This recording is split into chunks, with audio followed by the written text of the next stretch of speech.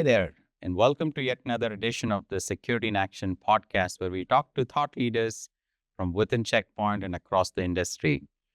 I'm Shashi Kiran, Chief Marketing Officer here, and today we're going to talk about a very interesting topic. This is around external risk management.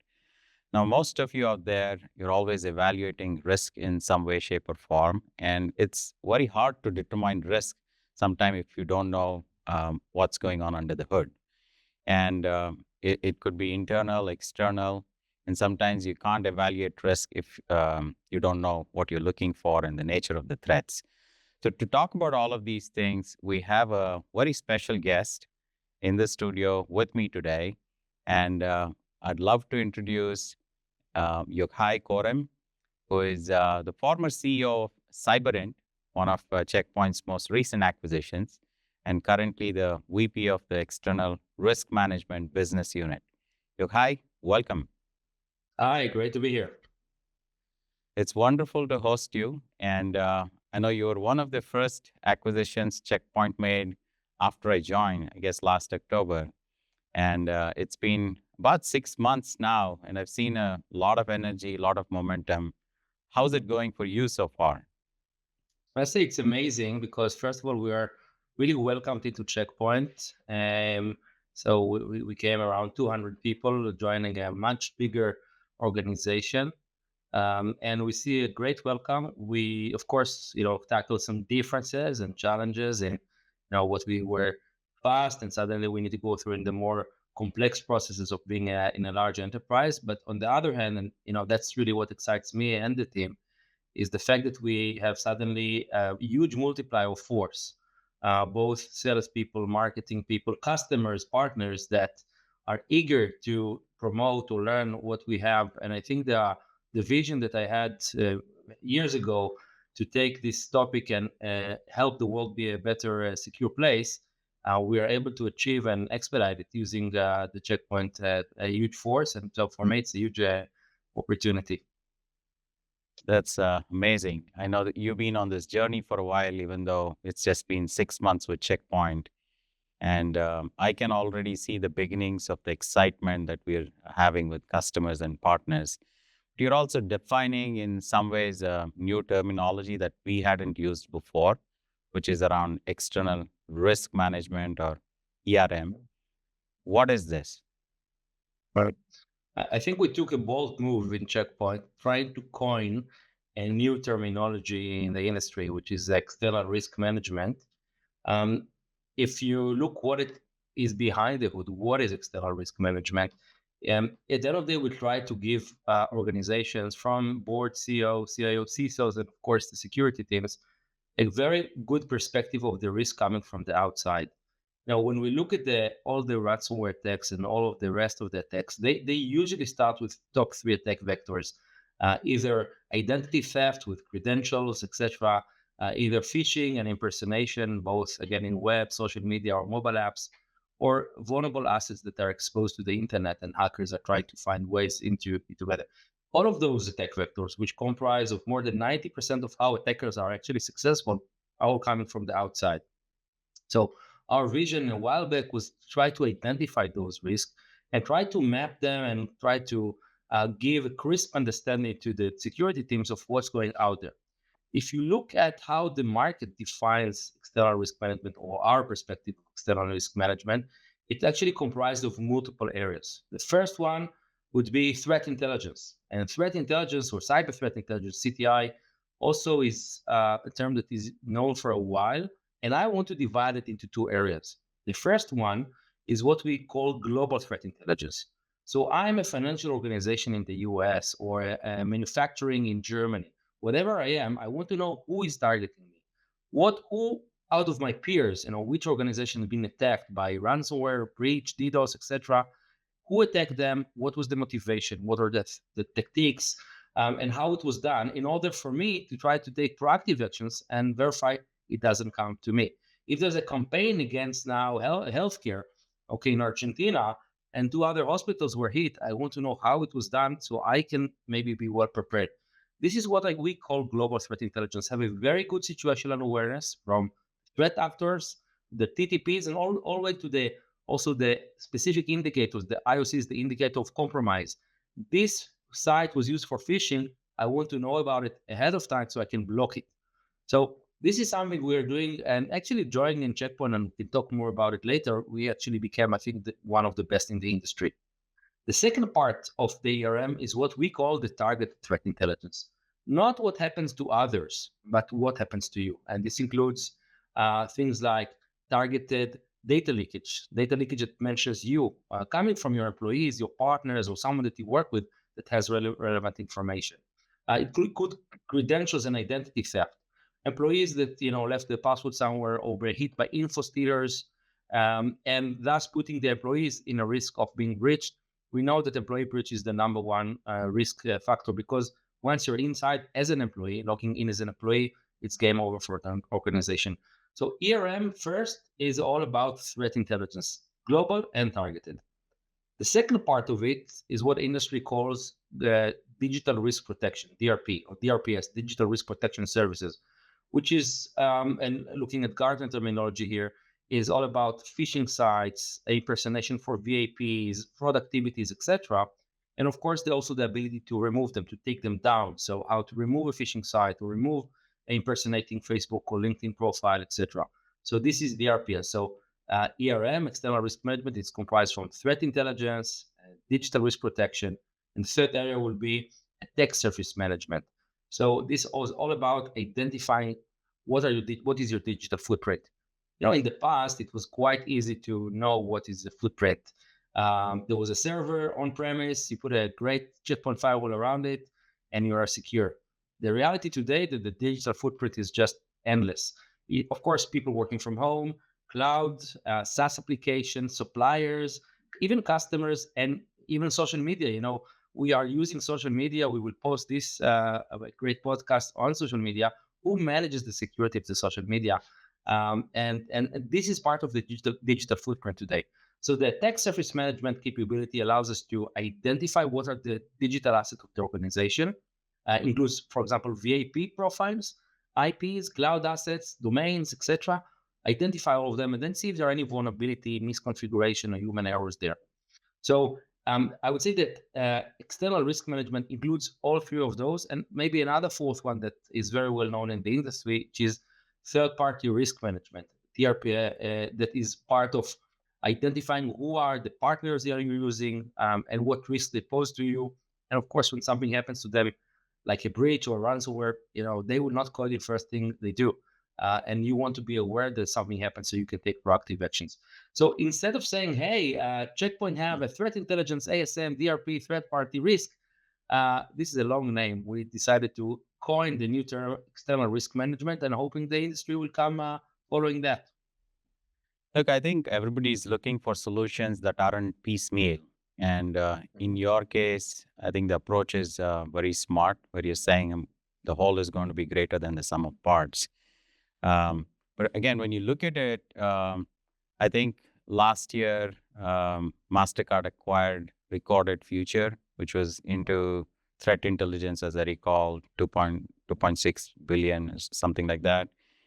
And to me, this represents sort of a huge market opportunity. And you're bringing together multiple subcategories and stitching them together. So who's the ideal profile for you? What's the ideal demographic of the customer that would be a good candidate for external risk management? The reality, everyone, to be honest with you, because who is not worried from that digital identities leaked in the dark web?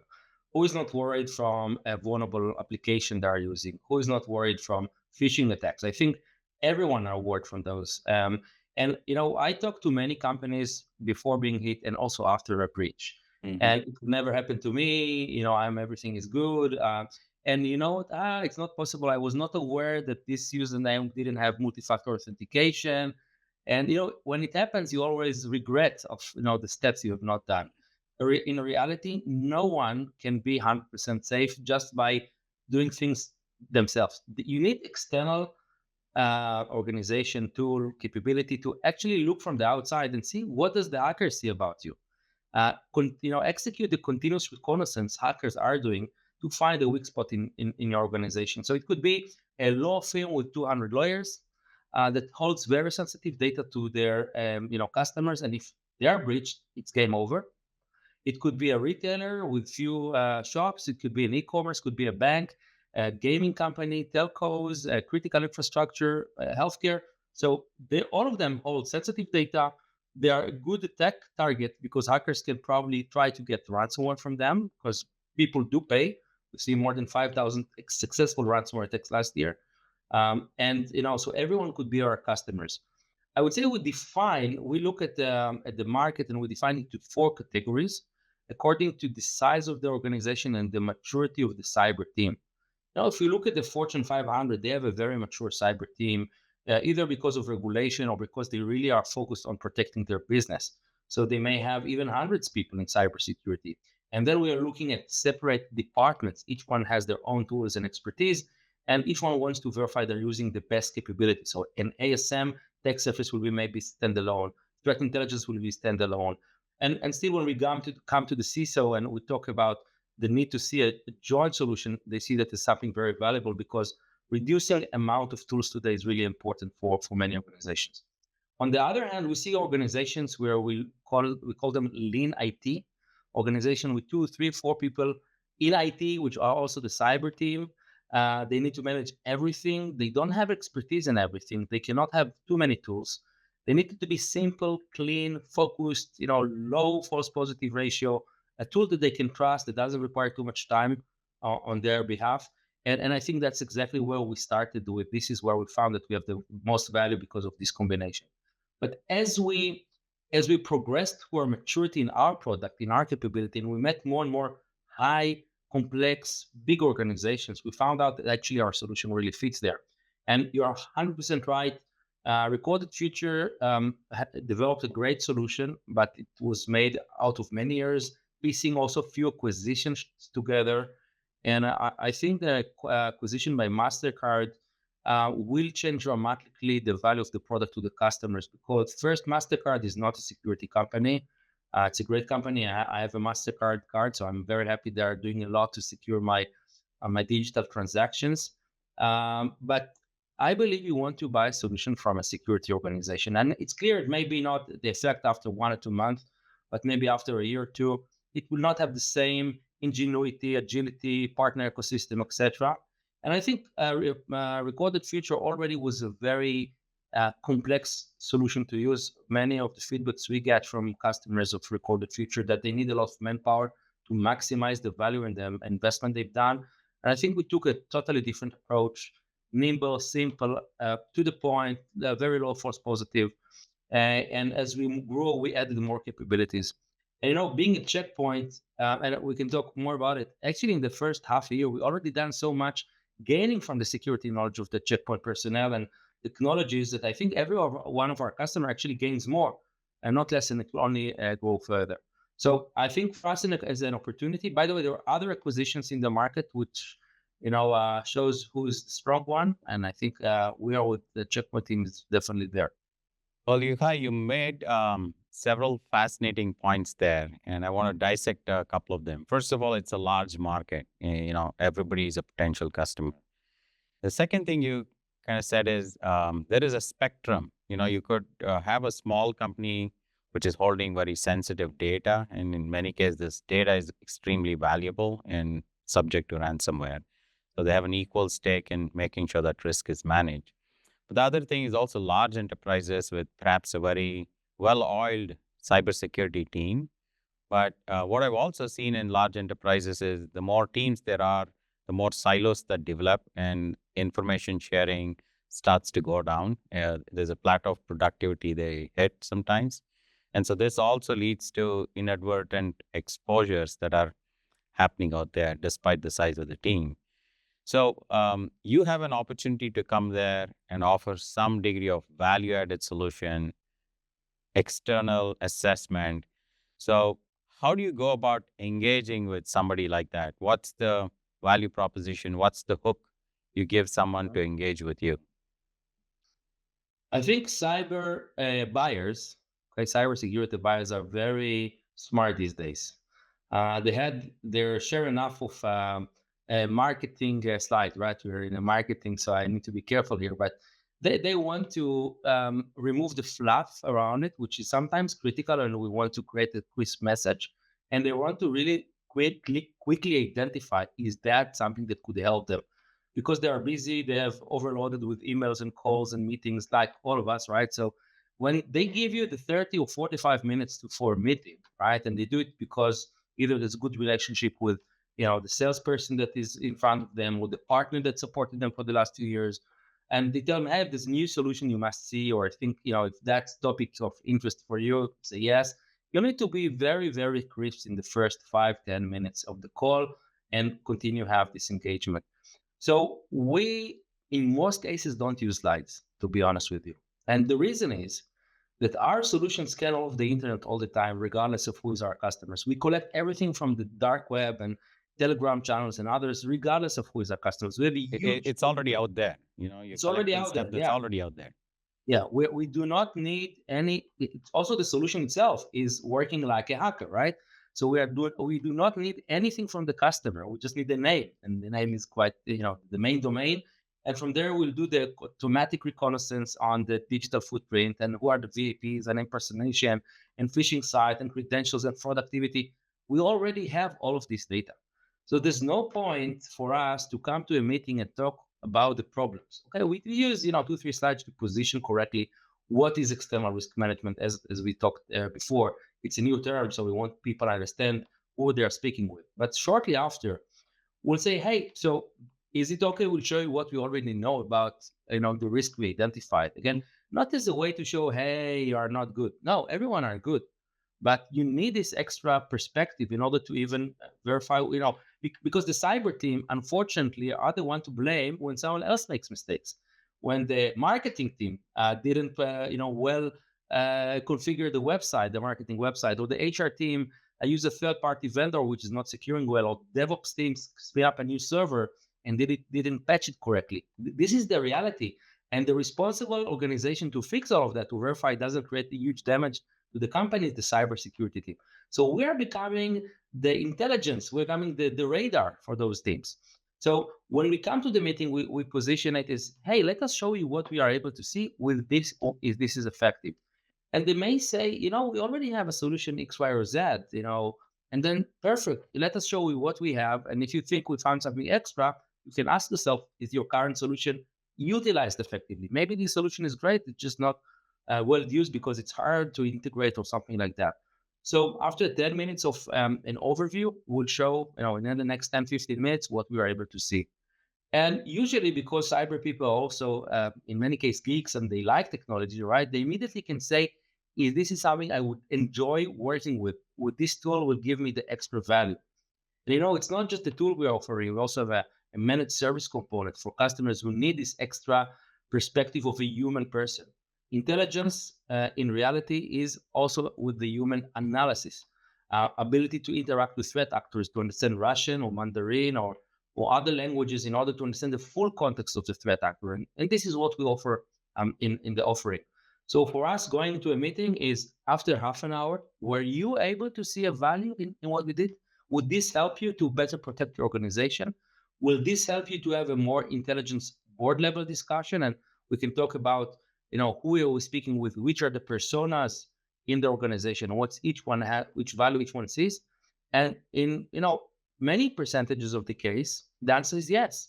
And by the way, if the answer is no, excellent. We will not waste more time to chase and follow up and request a second meeting, because we understand why not, and we can focus our efforts on organization that would see value from what we're doing. Look, I think that's phenomenal. First of all, you have a show versus tell approach, and the show is always more powerful.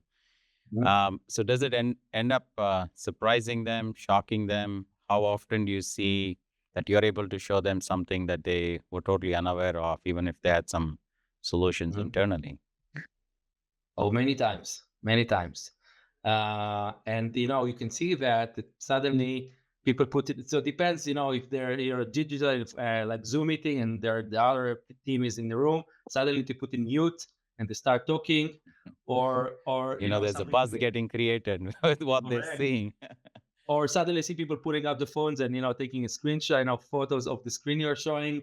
So that is something that is fresh for them or interesting or valuable, at least, okay, or worth their discussion.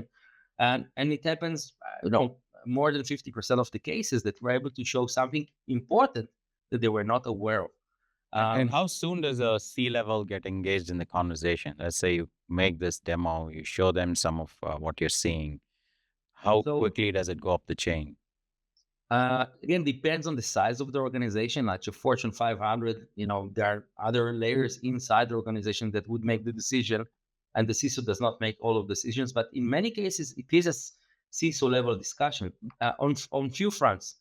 Firstly, the CISO holds the budget, so any decision requires the CISO to decide, right? And if I am a CISO, I would like to know what I'm buying, what I'm paying for. B, it is a CISO level discussion because we're able to illustrate very clearly the risk. Now, there are two types of organizations today from my experience. One, that the board is quite mature in cybersecurity and does not need to challenge the CISO on why you want to spend. They understand you need to spend because this is how you verify the business can focus on the main goals. So they ask the CISO not why you're spending money, but what is the risk around me? What happens to our peers? What have you done? And how we can help you. And when we bring data to the board and we bring data to the CISO about other attacks that happens, situational awareness, as we said, and a specific incident that using our data, the CISO could actually help and his team could help the organization is a very, very vivid discussion. And I've been to many board meetings. The CISO asked me to join and show an external perspective of what's going on. And I think it's a really important layer of discussion. The other types of CISOs are those that the board is not that supportive and they need to show why they need to invest. And then we're able to show how many employees make mistakes and third parties are unfortunately not the best and why the data could be critical. This helps them to convince the board that cybersecurity is a business enabler and it's not just an expenditure. Without spending the right amount and giving the power to the CISOs, it will actually go very badly to the organization. I want maybe to remind to myself now a situation with a CISO and how critical what we're doing is helping the CISO in their discussions. We have one customer that we identified the threat actor trying to sell in the dark web an attack technique covering one of their mobile apps. It's what we call a business logic bypass. It's where the app was designed in a way and hackers find a way to use it in a malicious technique. And we alerted the cyber team, after a few hours. They immediately went to the business team and told them this is a problem, you need to fix it. But in reality, unfortunately, it took 2 months. It took 2 months for the business team to upgrade the version or to fix this problem in the app. Guess what? In those 2 months, the hacker already utilized that and were able to breach a few hundred customers using this problem. And it came, of course, to the news and to Facebook and to the board level discussion. And the conclusion from that was that the CISO did everything right, the CISO and his team, but the organization was not giving the CISO enough ability, authorization to construct and to mandate the business units to follow those requirements of how to make things secure. So we are a tool in the hands of the CISO and his team to show the management, the board, and others why security is important and why they cannot just hope that it go to someone else. So I'm very happy to have those discussions with CISOs, and they like it because it helps them to do their job better. So CISO is involved. That's a very important point because I had during the course of my career, we all get exposed to certain threats, and I remember getting a call from our CISO saying, "Hey, this web software that you're using that might have been compromised." And those calls, you never know when they're going to come, 12 o'clock in the midnight, perhaps. But then you need to rally the rest of the organization, and not every organization is built to be responsive. So getting that data in and making sure it's actionable is actually very important. Um, going back to something that you talked about earlier, you mentioned the show versus tell. And I recall when you were in the process of engaging with Checkpoint, you had this meeting with Gil Schwed, who was the CEO at that time. What did you show him to get through with this acquisition? Yeah, so selling a company is a big decision both for the seller and also for the buyer who wants to buy a company. You know, there are many Particularly companies. if it's a security company.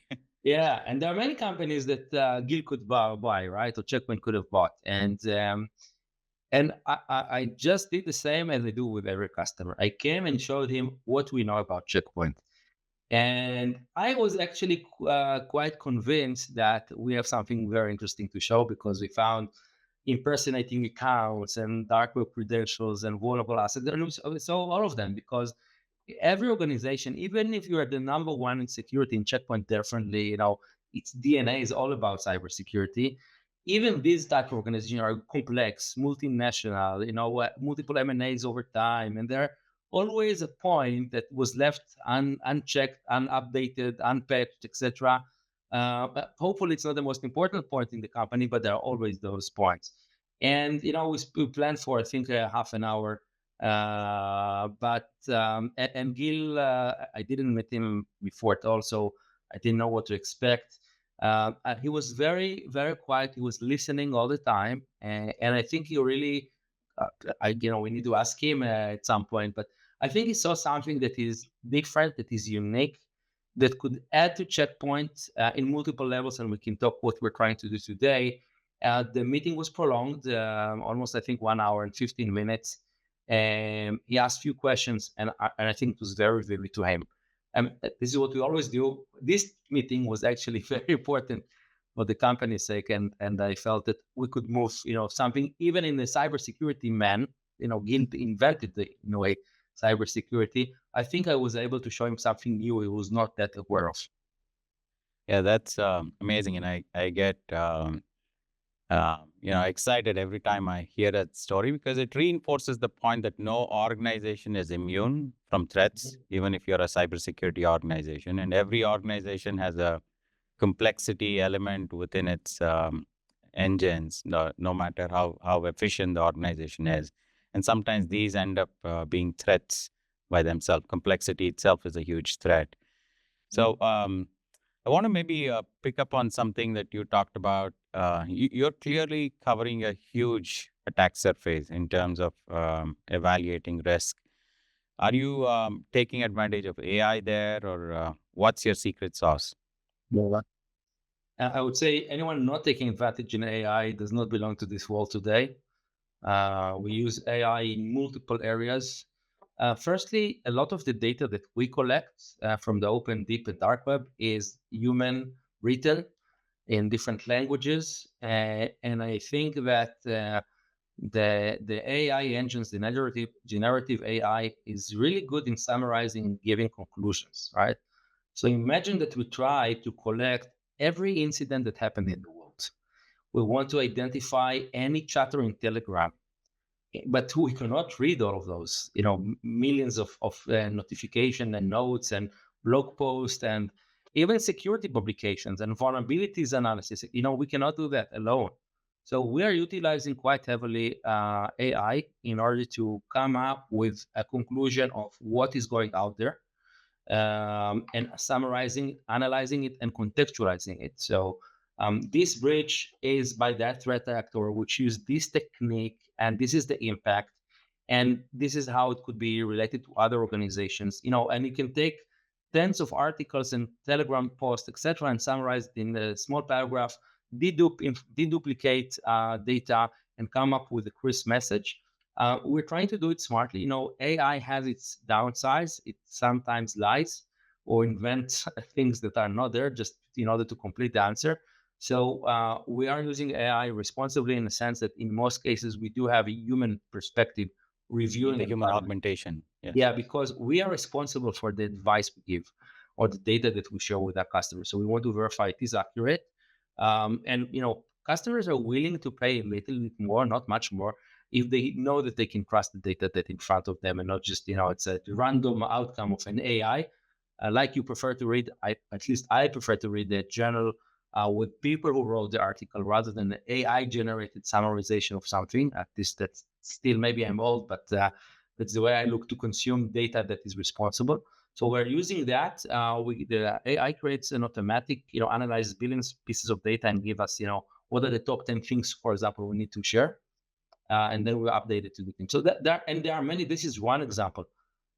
If I can share another example, we're looking for phishing detection, social media impersonation, and we are using today AI to do various types of identification, whether the logo, the picture, the person that is being impersonated. Look, so we're using AI to do image recognitions in different techniques. Um, and yeah, so I think AI is all around us. If you look to our R&D team, we're actually able to accelerate the way we develop using smart AI in how we develop the code. When the platform itself comprised of tens, if not more, of services. So when we have a problem, an issue, they use AI in order to automatically identify or get the direction where we have a problem. Hence, our downtime is almost zero because we're actually able to quickly identify problems, etc. So AI is all around us. So you want to essentially reduce the false positives as much as the false negatives. Correct. And the report that you give to the customer needs to be credible. And that's where I think it's very interesting that you're overlaying the human augmentation on top of generative AI or AI. And okay, now all of that makes sense. So tell me this, Yochai, it's been 6 months. You clearly had a really good set of capabilities before the acquisition by Checkpoint. And post acquisition, I know you guys are busy integrating a lot of things. So, can you share with me what's evolved over the last 6 months in terms of integration with the broader portfolio or other elements of the organization? Definitely. And every day we have more ideas, to be honest with you. I'll give you a few examples of what was already done and what's going to be out there in the next few weeks. So, the threat intelligence company, it's an intelligence. Intelligence is dependent on sources of data. So our source of data were dark web and many other sources I mentioned. But we definitely didn't have the access to thousands or hundreds of thousands of gateways or data that Checkpoint sees day in day out. So Checkpoint sees all the, I don't know if all the traffic, but definitely a huge amount of the world traffic in the internet, and understand vulnerabilities and exploitation attempts and the indicator of compromise. And that's a huge data lake that Checkpoint has. Threat Cloud is I think the marketing name that we're using within Checkpoint. So I would say my team, my cyber team, was like with the eye wide open, with access to this huge amount of data that really no other threat intelligence company has. I can now say very clearly, Cyber now Checkpoint has the best intelligence because we have access to data, and you cannot do intelligence without data. So we already combined the data in various areas into the automation, into different processes. So it's not just human manual work. It was already combined in the first few months. I'll give you an example. When we look for phishing attempts, before we had some sensors of new website that was registered with different names or similar names to you, etc. But now Checkpoint has browser protection. We have mobile protection. I myself uses all of we are using all those products ourselves. So suddenly I can see a phishing attempt going through an SMS to someone, access to of course secure and privatized and everything, right? But we can see a malicious activity as soon as it begins because Checkpoint engines are able to identify that and feeds us. So our phishing, our IOCs, and many other engines are already much, much better. That is already happened, and we are continuing to get more and more algorithms to tune and improve true positive, reduce false negatives, and this is day in day out of what we were doing. But I think one of the most exciting things we're doing now and will be soon out is the integration with Checkpoint Quantum family. Quantum is the family of all the firewalls, gateway, and network security in general. Now, we're not expert in this world, and we found very smart people here at Checkpoint that this is this is how they grew up and they know. And we found out that there is actually sometimes a problem, not in the product itself, but how people or customers are using it. So when you have a large organization and need to deploy hundreds of firewalls and IPSs, who says you're doing it right? Who says that the rule set within the firewalls are correct implemented, and sometimes it's patches year after year after year of changes. Yeah, they're afraid to touch it. If Yeah, somebody leaves the organization, they want to touch the previous role. You don't know what's going to break. and then sometimes you're getting to the point that you have a great technology, but you are not utilizing it effectively. Now, remember that our ASM engine, Tech Surface Management, can look from the outside and identify what is your digital footprint. And we have another, one of its modules of this engine is what we call active exposure validation. We actually try to exploit as if we are a hacker. We find your website, we found a Jira application. We want to see whether we're able to utilize some of the exploitation that are out there. And we do it, of course, automatically in all of your digital footprint. So suddenly, this combination of quantum and the URL together allows the customer to see, A, is my cybersecurity architecture effective? Am I actually securing all of the digital asset I want to secure? Because we can see which asset is protected behind which gateway, and if not, then we can ask ourselves, why not? And secondly, sometimes it is protected behind the gateway, but you know what? Someone forgot to turn on the protection to the right level, or was afraid that there's some delay in traffic, and he said, let's go to the lowest level. And I think that we see all the time because people do not have the expertise sometimes on how Mm. to implement the right, configuration, etc. So we can tell the organization in a matter of seconds, hey, in this place in Norway or in Mexico, you have a server that is protected but not in the right configuration. Hey, let's change it. And this immediately gives the security team the visibility and understanding what they need to change. And I think that no one else no other vendor, no other security vendor that I'm familiar with has this unique capability to automatically provide the visibility of the effectiveness of the architecture. And I Yeah, think, that's very, very powerful. And I know, Checkpoints had over 30 years of data in various shapes, and the amount of intelligence it's gathered is phenomenal. How does this resonate with partners? Mhm. I know you're talking to partners globally with service providers and others. So, I was speaking with Francisco, which is head of partners in Checkpoint, and they say, you know what? I'm so excited you're here. And I ask why. It's because we like our eyes, we like cooking. No, why are you excited? He says, no, if I'm a partner and I have a portfolio of products and I probably already pitched all of them to my customers, I'm looking for the new, exciting new things to show to my customer. And I think all Checkpoint partners were very good in selling, the existing portfolio, have an opportunity now to take what I believe is the best product in the category, okay, actually multiple categories, as we said, and go to the customer and show them something really exciting, fresh and new. And as we said before, it doesn't need to be a presentation and dull presentation about how modules are created or things like that. They can show them live what we know, and that's something which I think is really really powerful for partners and the right partners, those who want to progress, who want to be the next level of partners, because resellers and partners in general are going also through an evolution. What is the value add they can bring a customer? And the value add is not just doing the transaction and getting the money and billing and maybe holding a supply of hardware and maintenance, etc. It's really important that you go to the SaaS world. You need to be much more valuable, and we are able to provide the partners to be valuable because they can understand the risk, they can come with an advice, and we actually have all this training and infrastructure to help partners to become better. I can tell you the amount of partners that wants to work with us now is enormous. My team doesn't sleep actually because they want to verify we give. That's a good Uh, problem to have. exactly. Yeah. So I think partners are going to be much more valuable to their customers. And I believe that's what also the customer wants. They want a valuable person that they know, that they trust, that bring them the new exciting things to improve the security.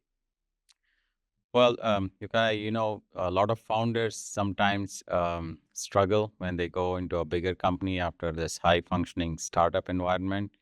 And to me, it looks like you've crossed the chasm very easily. You made the big company your own, and you brought that startup energy and focus. And I see you rallying the troops across the company each day. So for me, I'm personally very excited with the solution that you bring and the impact that it can deliver to our customers as well as partners in general. So let's maybe wind down. I know you're a pilot and you love flying, and for you, the sky's the limit. So when you look at ERM as a solution, where do you see the limits or the thresholds over the next little while? How many companies are there in the world? So the sky is the limit for ERM. Well, I really enjoyed this conversation. Hope you got a chance to share a few things, and I know you're going to be very busy over the next couple of years, and keeping all of us and the rest of the industry fairly busy. So looking forward to more of that action. And thank you for joining us today. Thank you, Shashi. Great being here. All right. So that was Yochai Corem, who is head and general manager of external risk management at Checkpoint and the former CEO of CyberInt. We discussed external risk management, which is this huge, exciting category that is getting developed by him and Checkpoint in general. He also talked about the integration that's going on with the larger intelligence pool across the Checkpoint portfolio, which is going to be extremely powerful. So, at the end of the day, everybody in the security industry is looking to prevent threats. They're looking to reduce and minimize risk, and obviously do it in a very simple way. And this solution that we just talked about sort of checks all these three boxes. We'll have more of this and bring you high sometime later again for one of these podcasts. But for now, thank you for joining and have a good day.